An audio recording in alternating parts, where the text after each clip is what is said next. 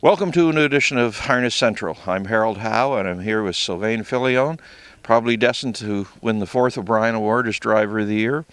Sylvain, congratulations on a great year. A lot of wins, everything went well, but let's talk money. And late last year, didn't get a lot of attention, but you passed $100 million in purse earnings. That's a level that not too many drivers in history have reached. But what are your thoughts? Does it mean anything to you?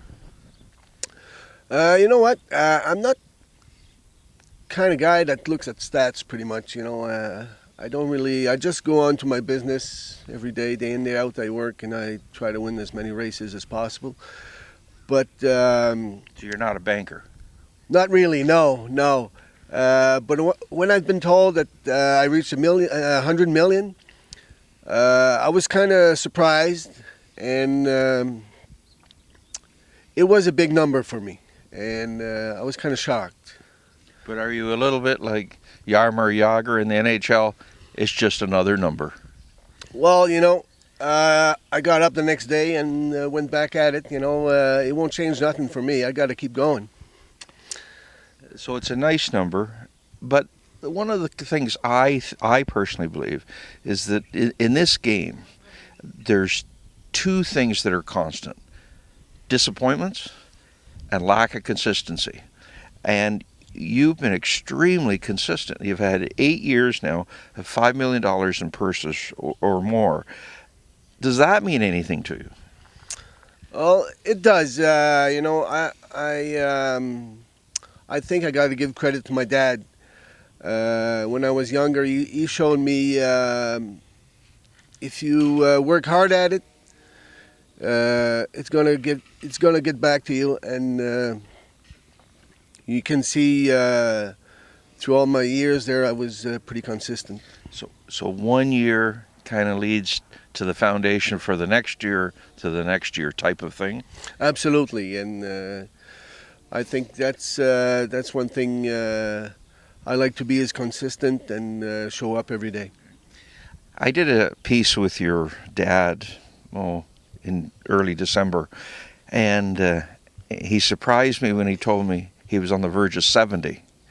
I said, I just can't believe it. He said, well, how old do you think Sylvain is? I said, well, I'm just guessing. And he said, 47. He's no kid anymore. And that's kind of struck with me. And this is the 30th anniversary of when you started to drive. And you've driven over 47,000 horses. How's the body holding up with that? I would say pretty good.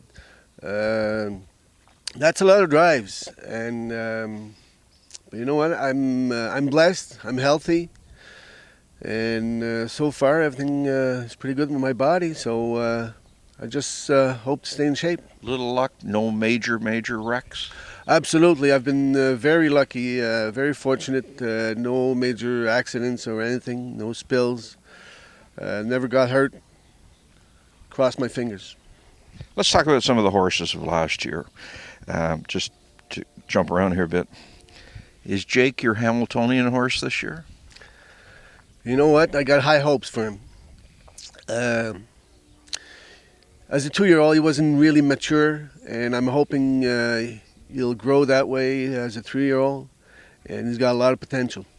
What's going to have to happen for you to be there in August relative to him? How much improvement is he going to have to find? You know what? He's got all the abilities to be a great horse. He needs to be more consistent, and he's got it all. You know what? I'm pretty positive he'll make it. You won the Metro with Beyond Delight for Tony O'Sullivan, and it could have been about the least recognized accomplishment of last year. For some reason, he just never got any credit for it all. What do you think about him? He's a very nice colt. I think you got to give Tony a lot of credit for that one. He brought this colt tip-top shape for that race, the Metro. And he just, we got a good trip, and we couldn't ask for more. Does he deserve more credit than he seems to be getting in that class? Absolutely. He beat the best of them, and he wasn't really consistent, but I'm hoping for more consistency this year. Coming back to Luc Blais, who also has Jake, a Motocon Hanover, made 600,000, but now she's a 4-year-old. She's just a sweetheart. She showed a lot of talent at 2, but she really matured over a 3-year-old campaign. I'm looking forward for as a 4-year-old. We see a lot. They can't make that adjustment to 4. Yeah, I know we see that a lot, but I mean, she's special. She's got tons of speed, and she's way easier to drive as she was as a 2-year-old. So no, I'm hoping for a good season for her. Your dad's Yaris Bayama.